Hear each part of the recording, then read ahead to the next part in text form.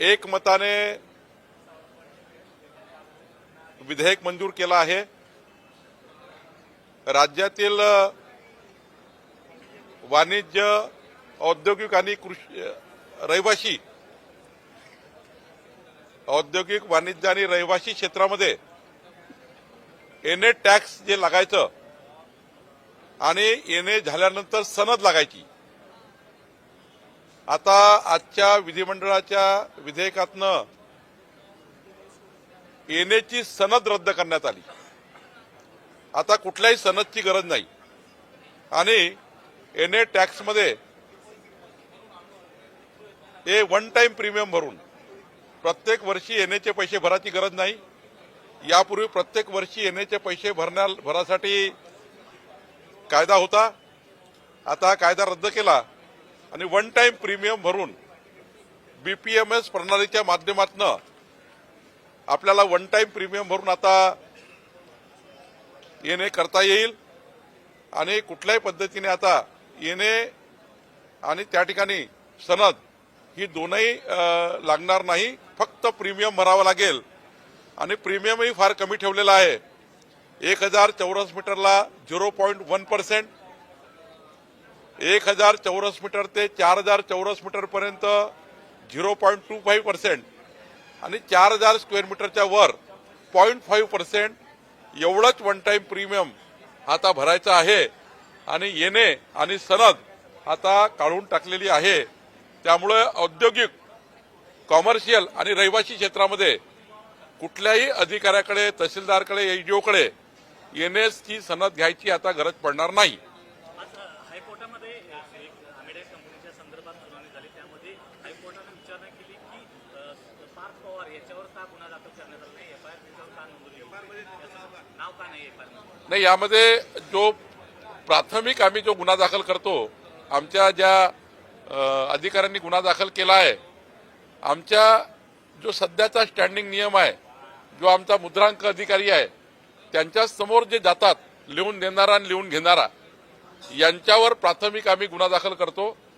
मात्र चौकशीमध्ये जो अंतिम रिपोर्ट येईल त्यावर जे काही दोषी असतील त्यावर पोलीस जे इन्क्वायरी सुरू आहे, पुणे पोलीस इन्क्वायरी करतात, त्या इन्क्वायरीमध्ये जर अजून त्या ठिकाणी आरोपी आढळले तर मग पुढचा पोलिसांचा भाग आहे।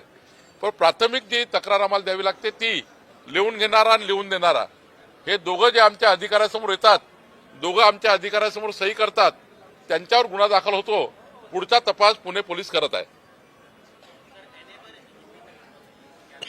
राज्य में एनए की जो एक कंडीशन थी, औद्योगिक, वाणिज्य और रहिवासी बेल्ट में, industrial, commercial end residential area में एनए तो रद्द था, लेकिन एक सनद चाहिए थी, जो सनद यानी पूरे दोबारा एनए की प्रक्रिया करने का एक वहां पर नियम था। आज विधानसभा में सभी विधानमंडल के सभी सदस्यों ने, सभी पार्टी के विधायकों ने एक मत से आज विधेयक मंजूर किया, जो हमारे राजस्व विभाग ने लाया था। इस विधेयक से अब ये हुआ है कि आपको अभी हर साल एनए का पैसा भरने की जरूरत नहीं, वन टाइम प्रीमियम ओनली भरना होगा। अब कोई भी एसडीओ, तहसीलदार के पास जाने की जरूरत नहीं, बीपीएमएस में डायरेक्ट आपने प्रीमियम भर दिया कि आपका सारा एनए सनद सारा रद्द हो गया। और इससे जो हमारे जो व्यवसायिक और हमारे इंडस्ट्रियल और रेसिडेंशियल बेल्ट में जो हमारे लोग हैं, इसको एक बड़ी राहत मिली है। अब एनए भी रद्द, सनद भी रद्द, ओनली वन टाइम प्रीमियम भरना है, वो भी बहुत कम रखा है। 1000 स्क्वायर मीटर के पीछे ओनली 0.10%, 1000 से 4000 स्क्वायर मीटर तक ओनली 0.25%, और 4000 स्क्वायर मीटर के ऊपर वहां पर एनए का जो ये जो प्रीमियम है ये ओनली 0.5% लगने वाला है। तो ये बहुत बड़ा रिलीफ। और इसके बाद जो सरकारी दफ्तर में जो रोज जाना पड़ता था एनए करने के लिए और सनद लेने के लिए, अब हमारे तहसीलदार एसडीओ के पास जाने की जरूरत नहीं। डायरेक्ट बीपीएमएस में आपने प्रीमियम भर दिया कि आपको जाने की जरूरत नहीं, और हर साल एनए के पैसे भरना पड़ता था, उसका भी जरूरत नहीं। वन टाइम प्रीमियम लेकर हम अभी कंप्लीट यह प्रोसेस पूरी करेंगे। अमरावती के पालक मंत्री सर, आप अमरावती के अंदर जो ब्रिज है, रेलवे का ब्रिज गिराकर नए ब्रिज का प्रस्ताव है, खासदार बोंडे इन्होंने कहा कि रेलवे स्टेशन हटा के उसको दूसरी जगह स्थानांतरित किया जाए, क्या उसके ऊपर निर्णय लेने वाले आप? देखिए, पहले तो वो ब्रिज कैसा चालू करे, उसके लिए महारेल ने एक प्रपोजल किया है उसको स्ट्रेंथनिंग करने का, और महारेल ने उसका एस्टीमेट बनाया है। पहले तो हमें वो ब्रिज चालू करना है। वहां पर जो एक आज रिपोर्ट है कि वो ब्रिज चालू नहीं कर सकते, वहां पर दुर्घटना हो सकती है, गिर सकता है, तो महारेल ने इसके ऊपर काम किया है, वो उसको स्ट्रेंथनिंग करने का प्रस्ताव दे रहे हैं। और साथ साथ में इसको नया ब्रिज बनाने का भी प्रपोजल, परसों माननीय मुख्यमंत्री जी बैठक लेने वाले हैं 12 तारीख को।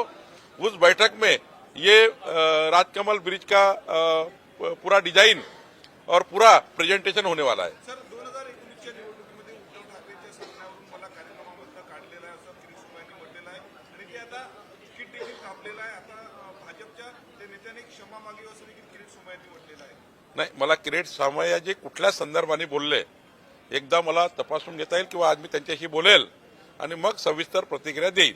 सर, अधिवेशनाचे 4 दिवस राहिले, कोणत्या मागणी पूर्ण येणार आहे किंवा जे लोकहिताचे कोणत्या प्रामुख्याने येतील? आता मी काल आमच्या महसूल खात्याचं जर सांगितलं तर कालचा जो कायदा पारित झाला, आज विधान परिषदमध्ये पारित झाला, या कायद्याने 60 लक्ष परिवारांना, 60 लक्ष ज्यांना त्यांचे नाव 7/12 आणण्याकरता त्यांचे घरं मानव नियमितीकरण करण्याचा निर्णय घेतला। त्यामुळे 3 कोटी नागरिकांना, 60 लाख परिवारांना याचा फायदा होणार। आज जे आम्ही एनए आणि सनदची अट काढून टाकली, याबद्दल आपल्या सर्वांना फायदा होणार की आपले जे त्या ठिकाणी एनएचं प्रतिवर्षी ज्यांना अकृषक भरावं लागतं टॅक्स, तो टॅक्स आता रद्द करून टाकलेला आहे। वन टाइम प्रीमियर करून ते करता येतं। त्यामुळं हे जे लोकाभिमुख आमचं सरकार, देवेंद्र फडणवीसजीचं सरकार, लोकाभिमुख, पारदर्शी आणि गतिमान सरकार म्हणून जे आम्ही काम करतो आहे, आणि मोठ्या प्रमाणावर आमच्या सर्व खात्यामध्ये या ठिकाणी लोकप्रिय निर्णय, जनतेला पाहिजे असलेले निर्णय आम्ही करतो आहे। आणि या अधिवेशनातनं शेतकऱ्यांना खास करून 32,000 कोटी रुपयाचं जे पुरवणी मागणी आम्ही दिली आहे, या पुरवणी मागण्यातनं जे जे काही त्या ठिकाणी शेतकऱ्याचं नुकसान झालं, पायाभूत सुविधाचं नुकसान झालं, अचानक आमच्या महाराष्ट्र आपत्ती आली, जी पूरहानीची आपत्ती होती, त्या आपत्तीमध्ये सापडलेल्या शेतकऱ्यांना 32,000 कोटी रुपये देण्याचाही पुरवणी मागण्या या ठिकाणी झाल्या। मोठ्या प्रमाणावर पुरवणी मागण्याच्या माध्यमातून जे जे महत्वाचे प्रकल्प राज्याचे होते तेही पूर्ण करण्याचा निर्णय झाला। विदर्भातल्या शेतकऱ्यांना त्या ठिकाणी ज्या महत्वाचे, जसं अमरावतीमध्ये, एकट्या अमरावतीमध्ये 1100 कोटी रुपये शेतकऱ्यांना त्या ठिकाणी नुकसान भरपाई द्यायची आहे, तो निर्णय आपण झाला। नागपुरामध्ये आणि पूर्ण विदर्भामध्ये आणि महाराष्ट्रात, सर्वच महाराष्ट्राच्या सर्व शेतकऱ्यांना त्यांच्या रबी पिकापूर्वी त्या ठिकाणी त्यांना थोडी मदत करण्याच्या दृष्टीने आपण हा निर्णय घेतलेला आहे। एकंदरीत महाराष्ट्र सरकारचे अधिवेशन शेतकरी हिताचा आहे, शेतकऱ्याकरता निर्णय होते आहे, शेतमजुराकरता निर्णय होते आहे, आणि छोटे छोटे जे त्या ठिकाणी व्यापारी आहेत, जे छोटे छोटे त्या ठिकाणी इंडस्ट्रीज आहेत, त्या ठिकाणी रहिवासी बेल्ट आहे, याकरताही मोठे निर्णय या अधिवेशनात होत आहे। एकंदरीत लवकरच महाराष्ट्रामध्ये मुख्यमंत्री बळीराजा पांधन रस्ते योजना ही येऊ घातलेली आहे। मुख्यमंत्री बळीराजा पांधन रस्ते योजनेमध्ये शेतकऱ्याच्या शेतातले रस्ते बांधण्याचा निर्णय आमचं सरकार करणार आहे। लवकरच तोही प्रस्ताव आम्ही आणतो आहे, जेणेकरून महाराष्ट्राच्या शेतकरी शेतमजुराला महाराष्ट्राच्या अधिवेशनातनं, नागपूरच्या अधिवेशनातनं मोठा रिलीफ मिळणार आहे। शरद पवार खासदारांना स्नेहभोजनाचं निमंत्रण देण्यात आलेलं आहे। दोन्ही राष्ट्रवादीचे नेते एकत्र येणार आणि अजितदादा देखील जाण्याची शक्यता। मला वाटतं की जेवणासाठी कोणी एकत्र गेले तर त्याला काही अडचण नाही। मी जेवणासाठी कुणाला बोलवलं तर सर्व जेवायला येतात। जेवण म्हणजे काही आपल्या राज्याची संस्कृती नाही आहे, जेवायला बोलवलं म्हणजे काही गडबड होते। आपल्या राज्यात ही संस्कृती नाही आहे, जेवण करायला कोणी कुणाला बोलू शकतं, त्यामुळं त्याचा वेगळा अर्थ काढू नका। शेतकऱ्याच्या हिताचं काम महाराष्ट्र सरकार करत आहे, खूपच छान काम करत आहे। परंतु बच्चू कडू यांनी आंदोलन केलं की 7/12 शेतकऱ्यांच्या कोरा व्हायला हवा, आणि तुम्ही त्यांना वचन दिलेलं आहे, त्यांनी आपलं माघार घेतली आंदोलनातून। काय दिलेल्या वचनाची पूर्तता होईल का? समिती अहवाल माननीय देवेंद्र फडणवीसजींनी राज्यातल्या शेतकऱ्यांना, गरजू शेतकऱ्यांना कर्जमाफीचा फायदा व्हावा याकरता प्रवीण परदेशी समिती नेमली आहे. 30 जून 2026 पर्यंत संपूर्ण अहवाल येणार आहे. आमचं सरकार धनदांडग्या लोकांना कुठलीही कर्जमाफी करणार नाही. बंगला, गाडी घोडा, फार्म हाऊस, गावात शेतात घरं बांधले त्यांनी कर्ज उचललाय. मोठे मोठे त्या ठिकाणी फार्मर्स आहेत त्यांना कर्जमाफीची गरज नाही. पण ज्या गरीब वर्गाला 40-40 वर्ष शेतामध्ये राबराब मेहनत करतो आहे पण कर्जावर व्याज, सरळ व्याज चाललं, तो शेतकरी आत्महत्येकडे चालला, त्या शेतकऱ्याला आत्महत्या होऊ द्यायच्या नाही आणि पुढच्या काळात त्याच्यावर पुन्हा कर्ज होणार नाही. याकरता दोन्ही बाबींनी सरकार विचार करत आहे. एकीकडे अशी कर्जमाफी करायची आणि दुसरीकडे पुन्हा त्या शेतकऱ्याला कर्जात जाऊ द्यायचं नाही. या दोन्ही बाबीचा विचार प्रवीण परदेशी समिती करता आहे आणि आम्ही 30 जून 2026 पर्यंत या सर्व विषयाला एकंदरीत संपवण्याचा विषय आम्ही करतोय.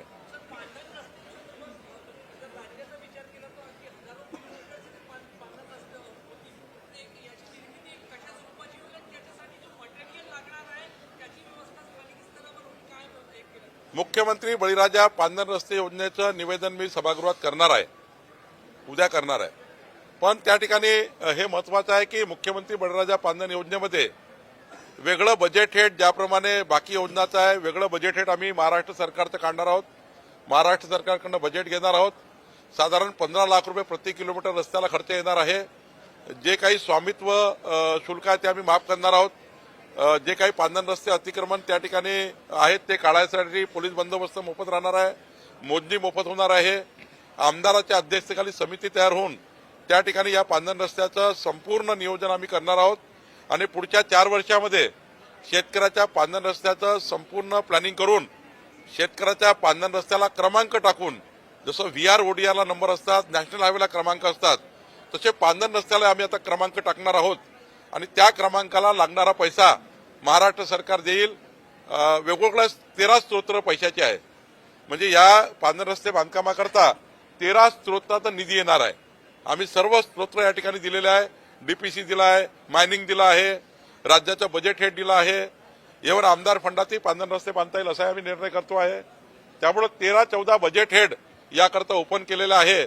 एकंदरीत आम्ही महाराष्ट्राच्या जनतेला शब्द दिला होता की महाराष्ट्राचं सरकार, देवेंद्र फडणवीसचं सरकार शेतकऱ्यांना पांधन रस्त्याची योजना आम्ही आणू. एकीकडे MRGSची योजना आहेत, रोजगार हमीमध्ये आहेत, पण सोबतच आता मुख्यमंत्री बळीराजा पांधन रस्ते योजना या राज्यामध्ये लागू होणार आहे.